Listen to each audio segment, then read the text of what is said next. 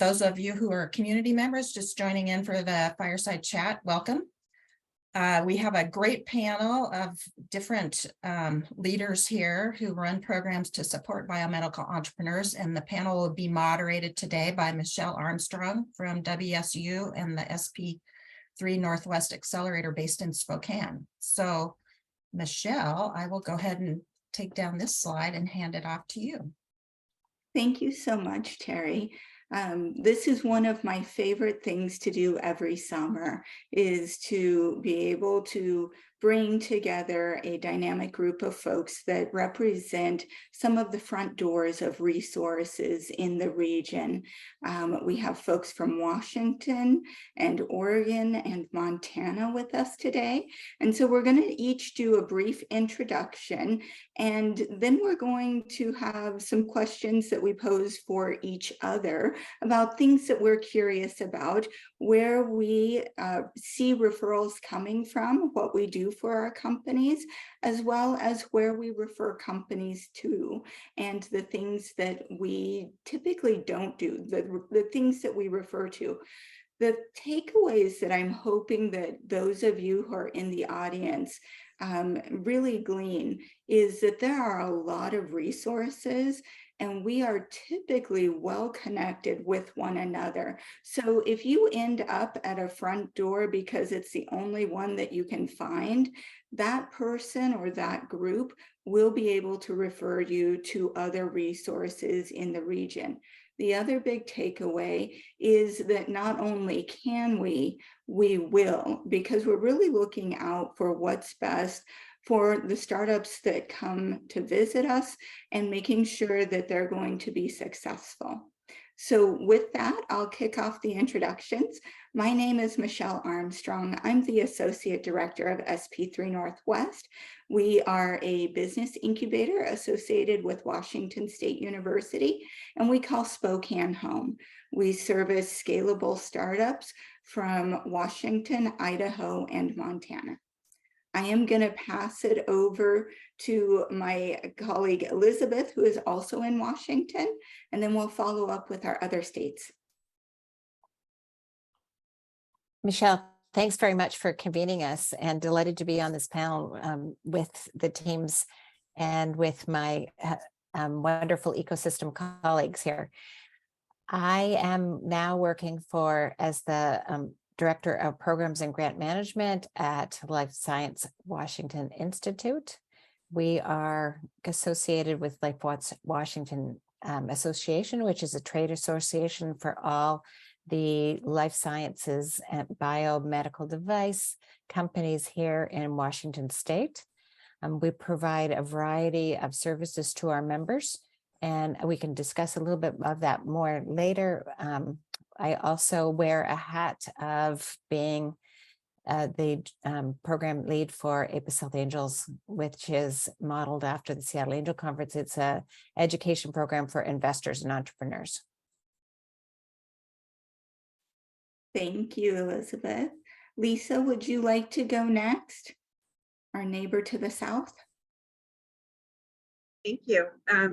Happy to be here today. I'm with Oregon Bioscience Association. So we're similar to Life Science Washington.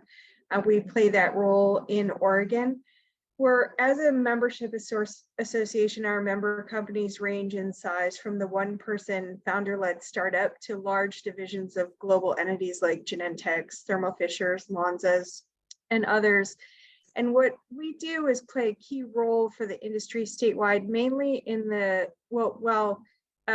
from startup to commercialization stage. And that can be with connections to legislators. So as you know, smaller companies are starting to think about scaling up or accessing state resources, that can be helpful, facilitating connections to funding sources, whether that's partners or investors, and finding the right talent. So there's a lot of B2B opportunity to connect. Sometimes, you know, in the early stages, you're looking for executive level talent, but we also have career fairs and a job board for entry and professional level talent, and as well as training opportunities, which have been instrumental in helping founders and early startups upskill their team. And also it's been instrumental in helping companies recruit and retain employees. And so we partner with a lot of organizations. We don't do everything. We certainly have a lot of great support here in the state of Oregon, and you know, we've got members in Southwest Washington as well. And so, as Michelle said, if we're not doing it, we can certainly point you to a partner who is. Fabulous, thank you.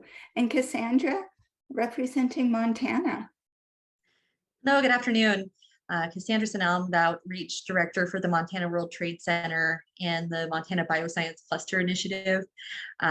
The Montana World Trade Center has received funding from the Small Business Administration to more or less be our stakeholder for some funding to really grow the bioscience industry in Montana.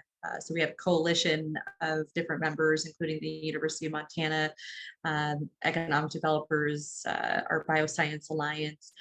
And so we're already embedded in a system that really kind of forces us to already do those referrals and to make our front door kind of a sliding panel, and you get access to all of us all at once.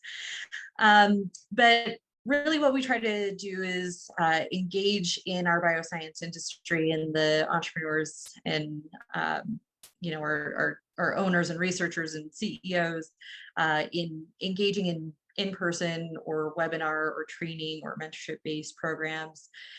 We also have kind of a key facet in really developing our workforce. Montana is #1 in the percentage growth rate in bioscience employment. And so as many places kind of struggle with the same need for workforce, we're also trying to be proactive in how we're going to develop programs to build out our pipeline. And so we have different ways to do that with career pathways, but I'll probably go into that a little bit more. We also have a micro grant. We have a 4th F fund that we use to help entrepreneurs and small businesses to get some grant funding to help with their you know, trade show or travel assistance, equipment, could be for temporary staff. And so it's just another way for us to also have a role in attracting people who may have needed help and opening that door a little bit further. But we'll, again, talk about that a little bit more later. Sounds great. I love the name, the 4th F Fund, by the way. I've been a fan for a long time. And last but not least, Michaele, our neighbor to the north. So hi, everybody. I am calling in from Alaska. I work for the University of Alaska Fairbanks in a place called Center ICE. And I might be in a slightly different place from Cassandra in that I don't just work with biomedical startups. I actually work with startups in just about any field. But I am happy to represent a number of resources for startups across the Pacific Northwest, because I have worked around for quite a while, including in Alaska, where we have a few nonprofits that can be very helpful if some of you are looking to build connections with the ecosystem and with folks that are in practice as you think about taking your technology out. We have some good resources for that, as well as our own Angel Conference, as well as some innovation competitions, all of which have pockets of funding attached to them and good opportunities for training. So happy to go into that as we go through Q&A. That's great. So the first question, and then just for the audience, if you have a question, go ahead and raise your hand, because we would love to take questions and make this a dynamic experience through the presentation. And then we can, and if those questions could be generalized questions, for specific questions, you'll have the ability to reach out to the different panelists or do that during the breakout sessions afterwards. So first question, let's talk about what we do and basically our spotlight programs. And then let's go around the room and talk about what we don't do. that might be good.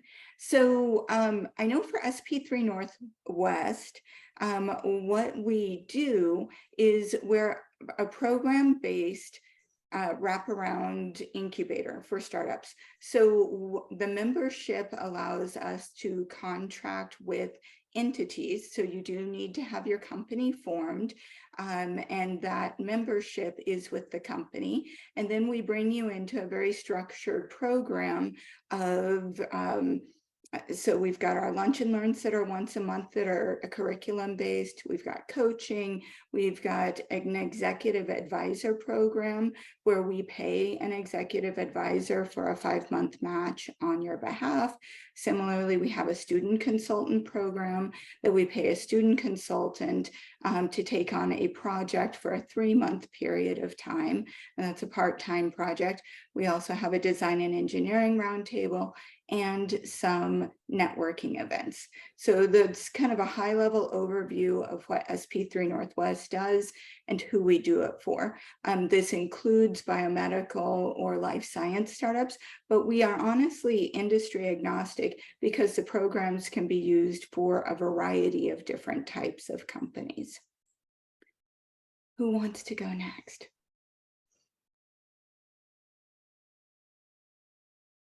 I'm happy to share. Yeah. I am going to do it from a screen just to make you aware of a little bit of what the programs are. So this is the Life Sciences Washington Institute page. And we have a variety of programs, which you can see here. So we actually run Lunch and Learn series, and one of them is that's coming up on how to be prepared for angel investing. We offer startup assistance that we can do for startups that wish to actually have a consultation with our experts in commercialization. We run some grant, SBIR, STTR grant writing programs, and I'll put the date of our next one coming up. We have a WIN mentoring program where teams can come in and be mentored by some of our experts in the commercialization field. We run some education sessions for VIPs. We go across the span. So as Michelle mentioned, that early entrepreneurs to later entrepreneurs, small companies, as Liisa mentioned, to large companies.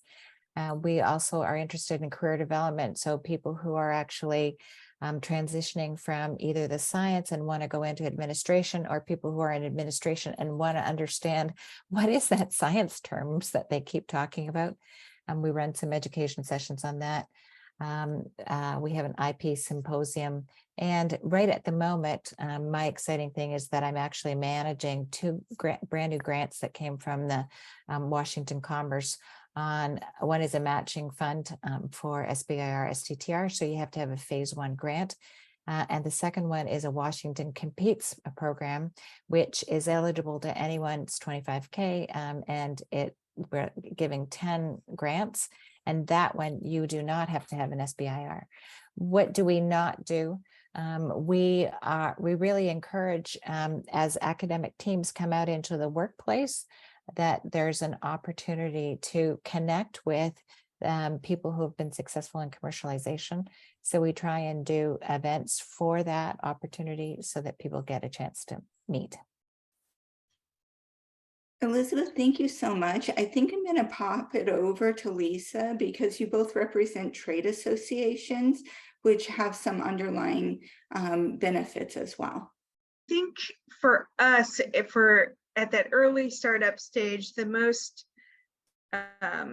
relevant thing that we do with regularity is our innovation showcase. And that ends up being a pitch competition where it's a competitive application process, and there's different tracks depending on what stage your company is in.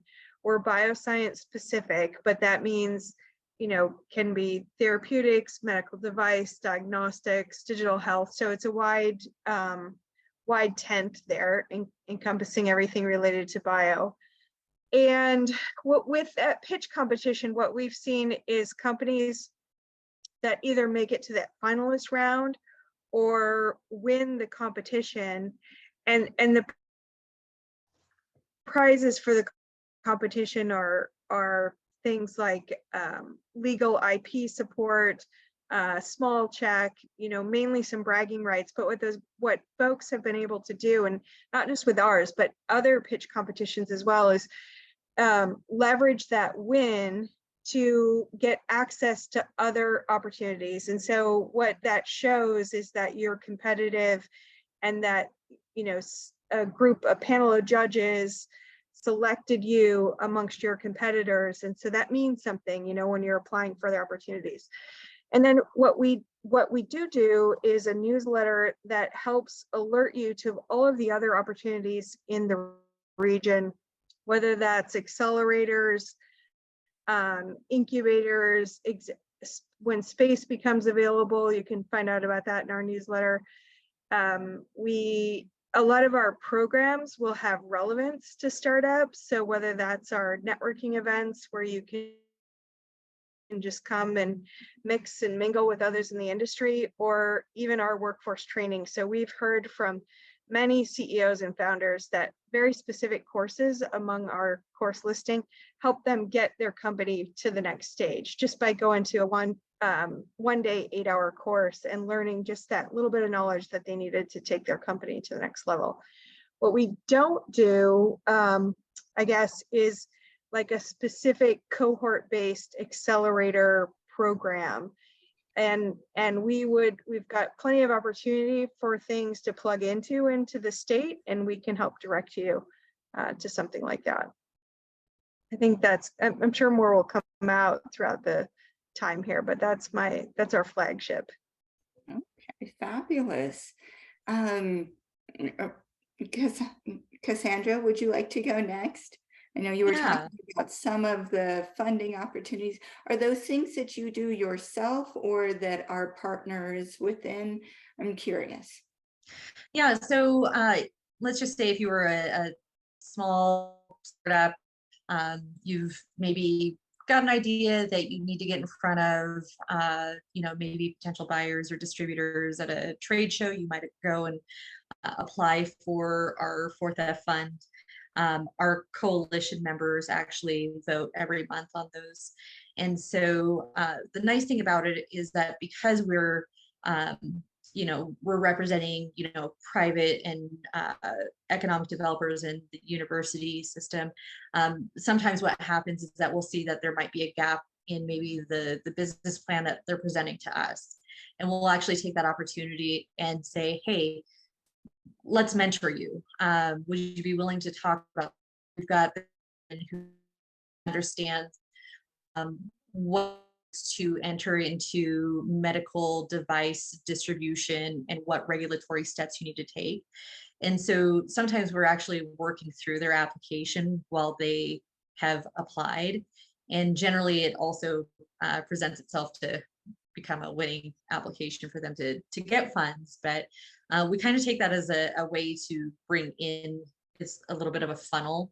And so we're capturing some of the businesses that we might not have heard of beforehand that are looking for some of that help. So, but the other thing that we have, because we're the Montana World Trade Center as well, is that we do have this international global approach to things. And so every year we do celebrate World Trade Month, and we take that opportunity and cross that over with Bioscience. So we'll do different trainings that are on just kind of best practices, cybersecurity threats, working with freight forwarders, working with export training.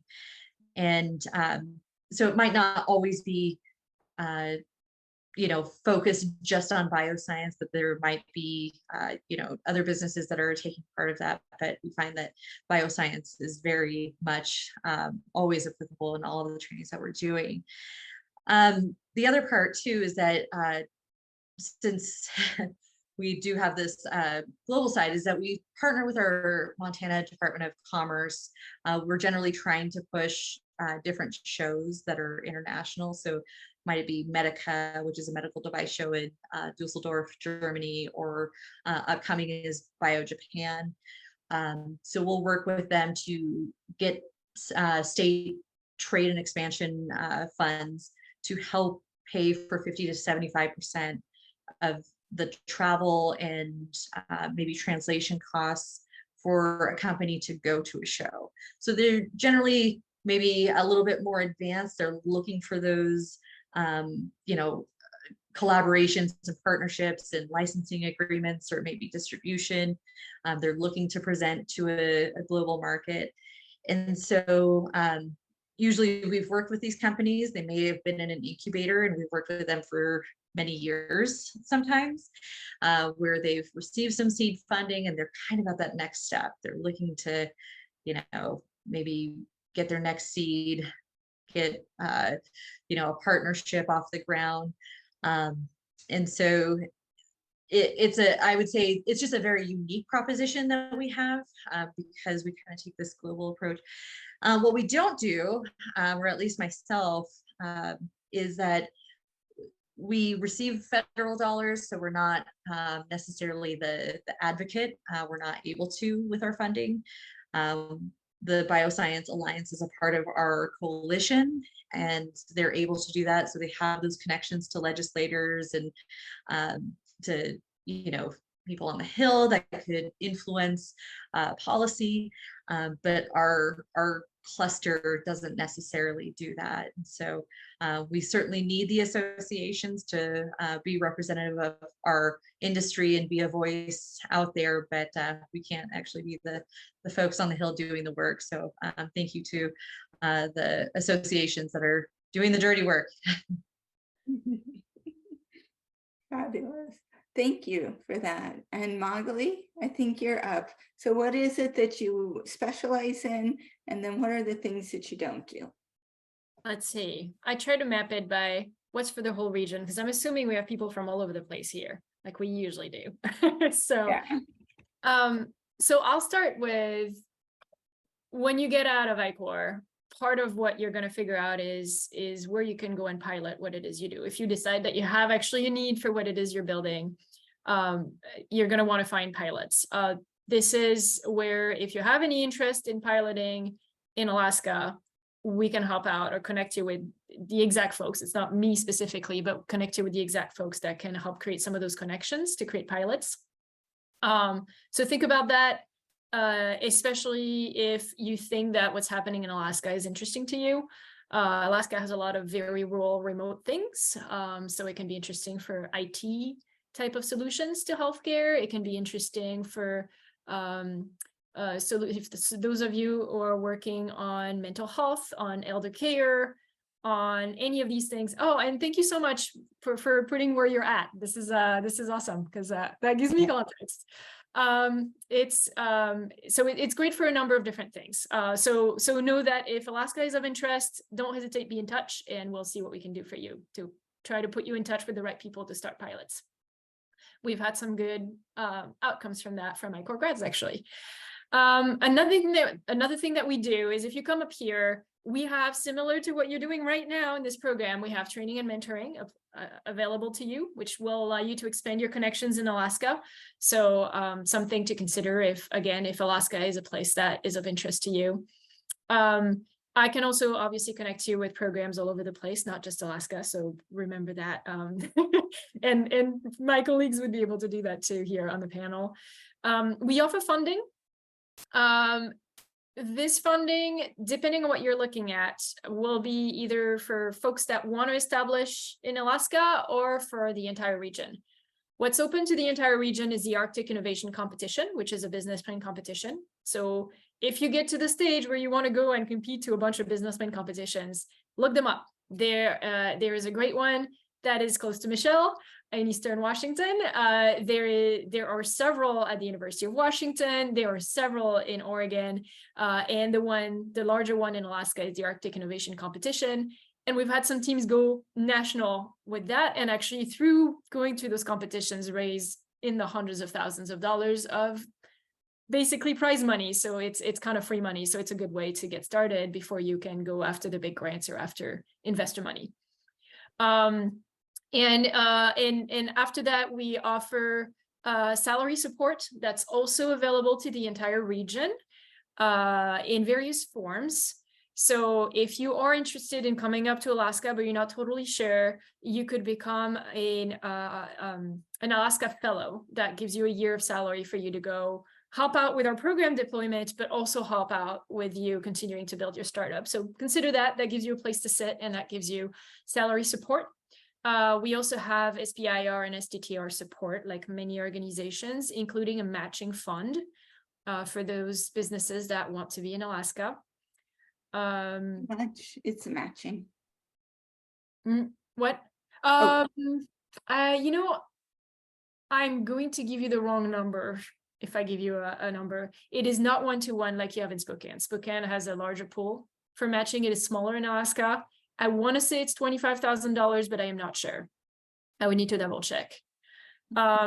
It also gives to everyone access to talent. If some of you decide I'm building a company and now I want to employ students, we have a program with a preference for folks that will have a location in Alaska to have students work on your startup and help you out.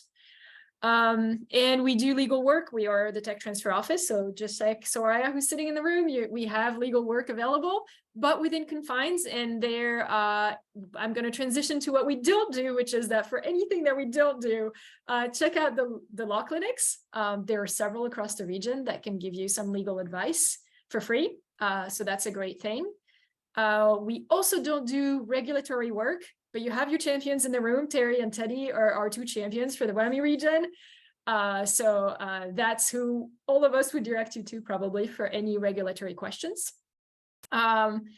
We do not offer wet lab space. We have office space that you're welcome to use if you come up to Alaska to do customer discovery, but we have no wet lab space. For that, you need to turn to Michelle. You need to turn to Commotion. I know of some wet lab space in Tacoma for those of you who are in the Seattle area as well. And I'm sure that collectively we could figure out a few others that you can connect with if you're looking for a place to experiment. And the last one I'll end up with is we also don't do pure like project-based getting you to the next step commercialization assistance. For that, if you're in the WAMI region, so Washington, Wyoming, Alaska, Montana, or Idaho, it does not have Oregon on the list, you would turn to Teddy Johnson, actually, who is also in the room. That's great. You know, I didn't really go into what I don't do. So within SP3 Northwest, we don't do funding. We have network partners. And in fact, depending on where you are with your company, a lot of people that come out of ICAR do go into what Michaele was talking about, is those competitions where it's typically lower dollars, but you can build up to national levels. There's also SBIR, STTR. And while we support companies that are going through that, a lot of times we refer them either to Life Science Washington Institute, which has now gotten a FAST grant and is shifting some of their SBIR, STTR training to ARC Washington. If we have someone who's in Montana and even Idaho, we will send those folks over to the Montana group, because the folks in Montana have an incredibly high rate of actually, if they go through their FAST grant, and Peterson is the one who runs that, they have an incredibly high rate of actually acquiring SBIR, STTR funding through that program.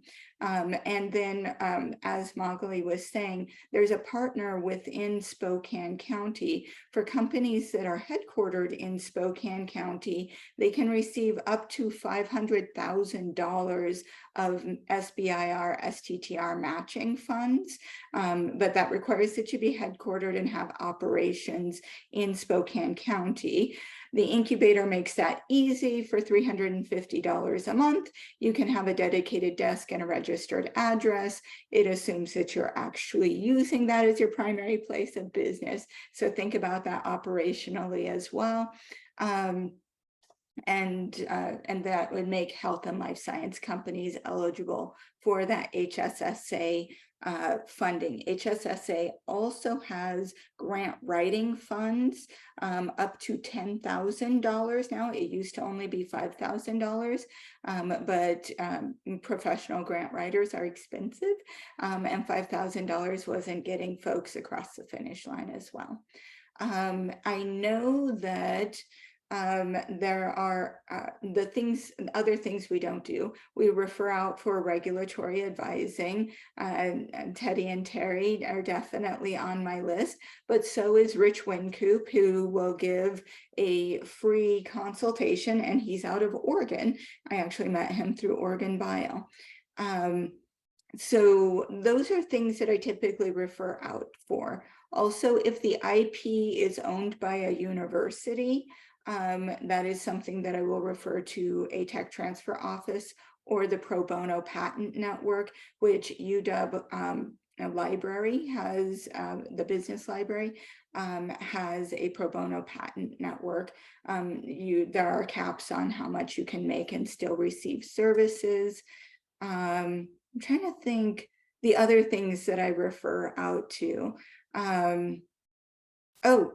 Speaking of wet lab space, so we have a small amount of wet lab space over here in Spokane that is member driven for our incubator, but otherwise I refer people to CoMotion if you're in Seattle, or the Oregon Bioscience incubator that's in Portland. There are some benefits there as well.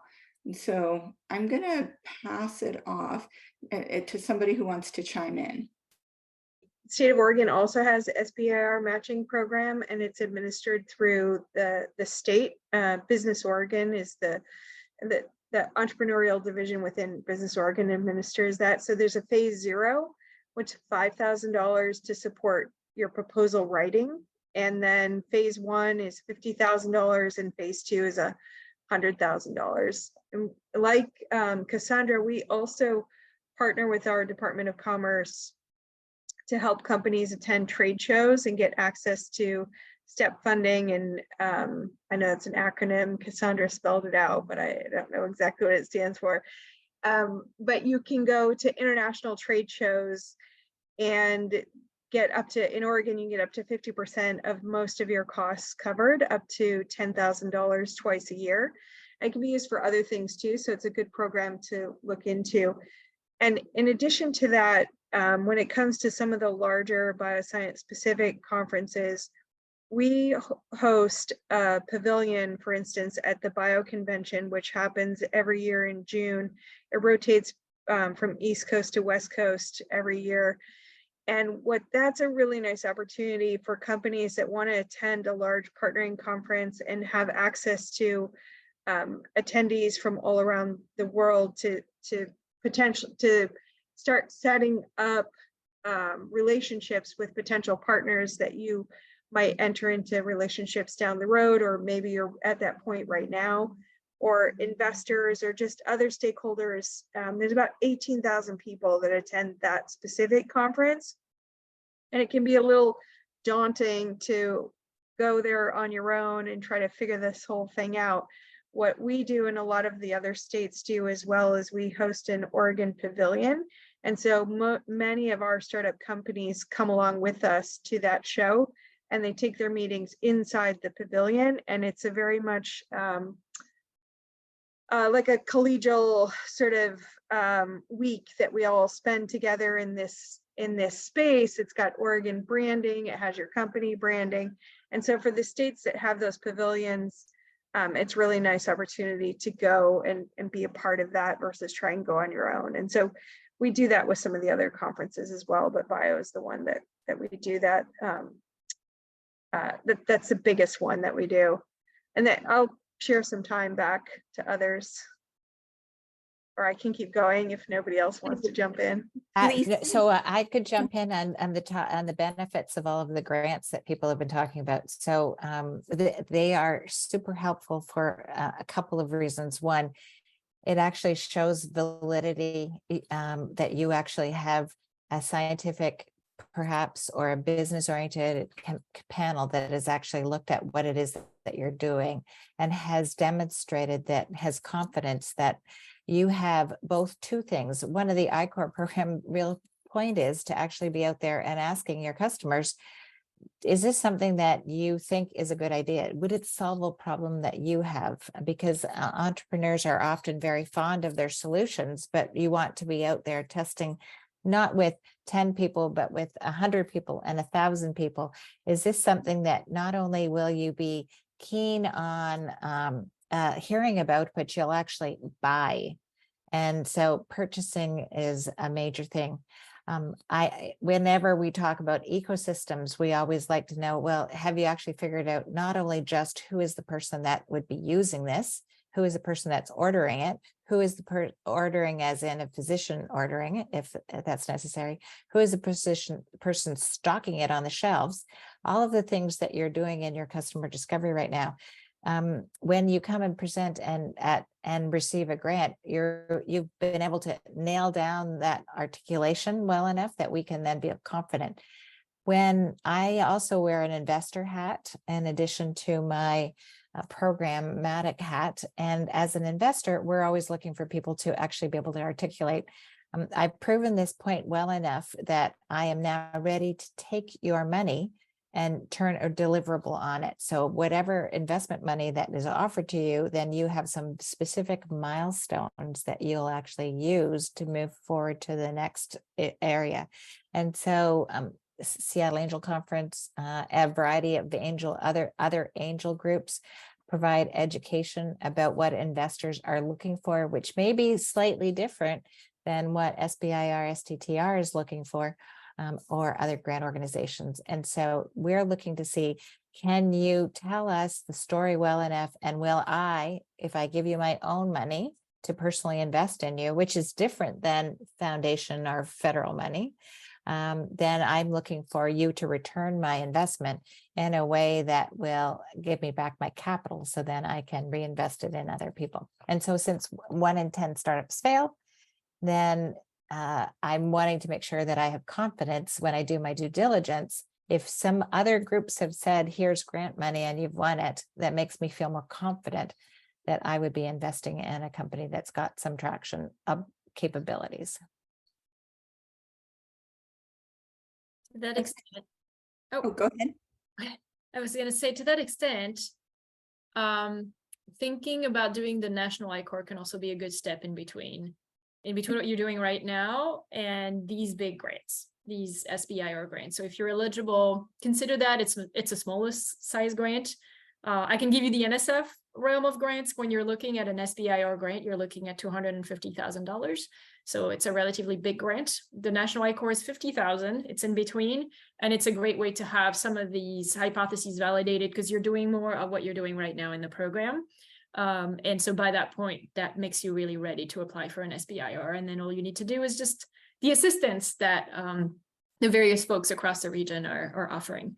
Beyond that, in terms of referral patterns, really what I would say is we all know each other and we all refer to each other. So you can come to any one of us with whatever question and we'll know who knows in the region, or we'll know who to contact to get the answer to your question. And so I'd encourage you to do that because we truly do.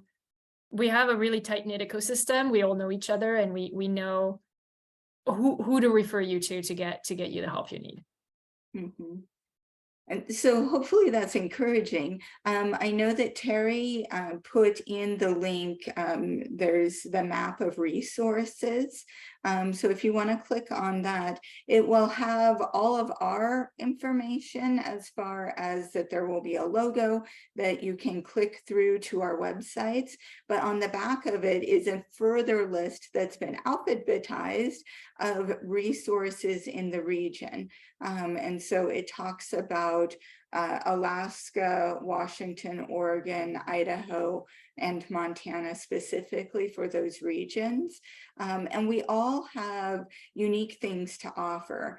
And so really it comes back to your business and what that is going to be best supported by.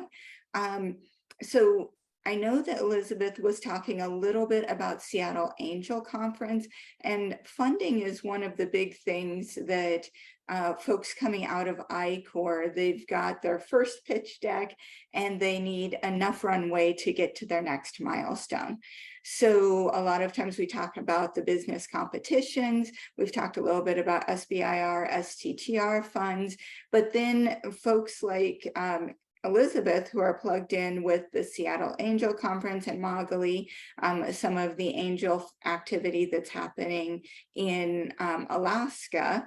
Those are opportunities for typically folks to learn on both sides, right? The angels are learning and the companies are learning. Would each of you take a moment to talk a little bit about that? Many people who are angel investors are actually often associated with the Angel Capital Association, which has this list of 58, I think, angel networks, and then even more syndicates, which are made up of smaller organizations. They offer resources on training on how to be prepared for moving forward for angel investing. Locally, the Seattle Angel meetup is a space for learning something about how, as Michelle was saying, this is investors learning about how to invest, and also for founders looking how to present themselves. So I actually offer that as additional education. The opportunity to be able to I was really delighted that Liisa put in, go to these networking events and you can actually have the conversations. You know, we can actually say, oh, here's someone who's working in the same area that you're proposing working on.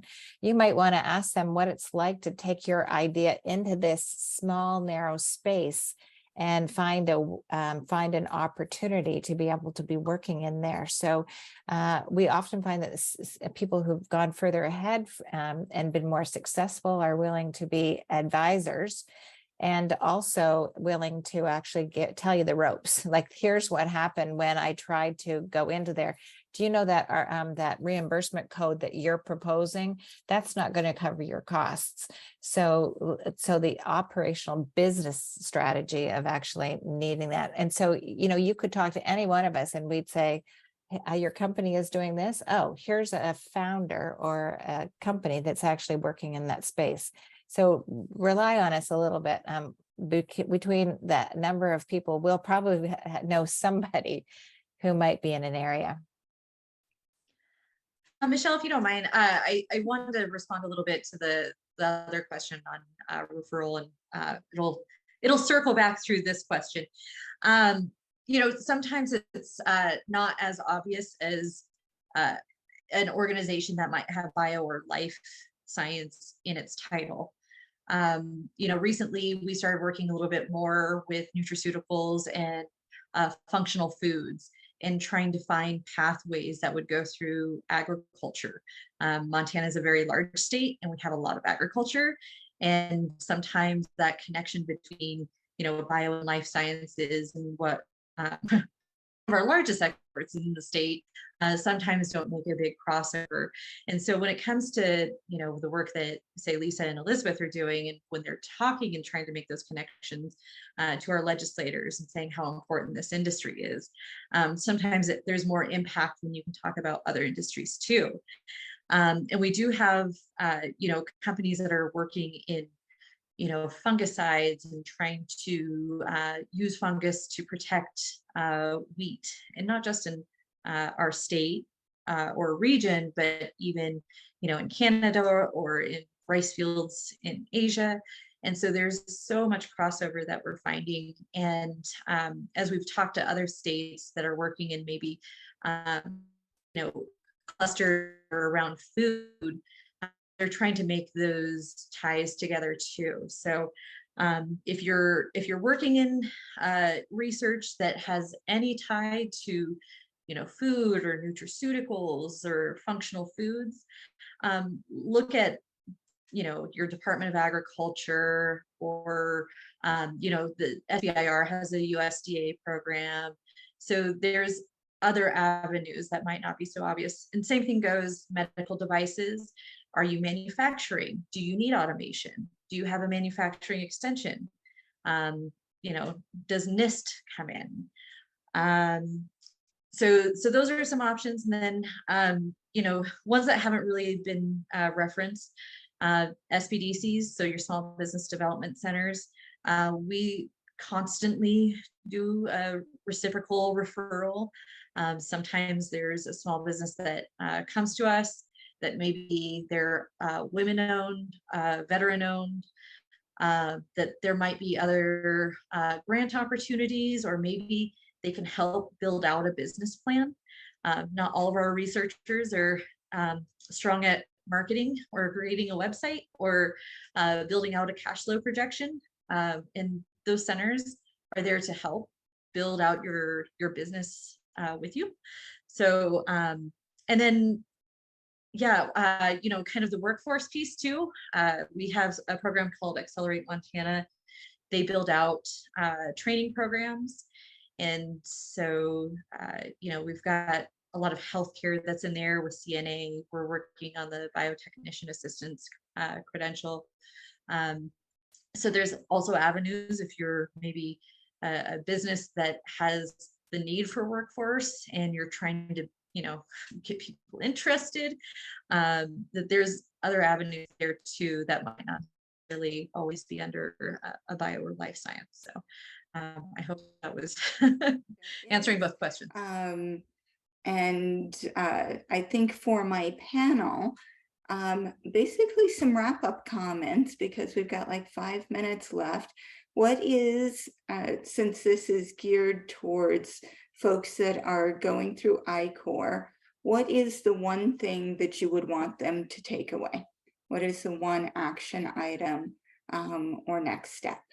Yes, terrific. So what I would want you to do is to be clearly articulating who is going to buy. I mentioned it beforehand, but I can't tell you again.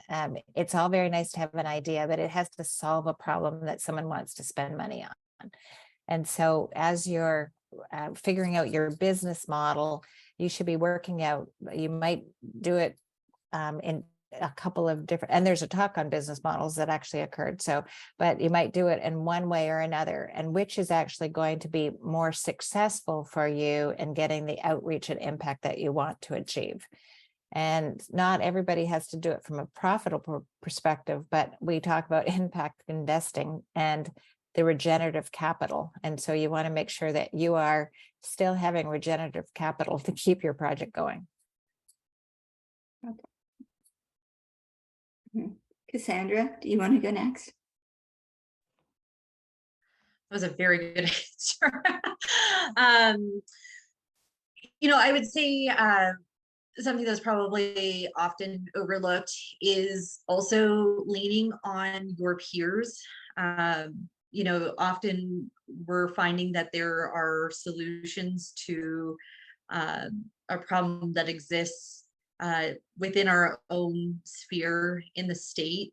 Let's just say, a manufacturing or a medical device manufacturing company is looking for a particular supply, and they're looking to another country to supply that and not realizing that there's something within our own state.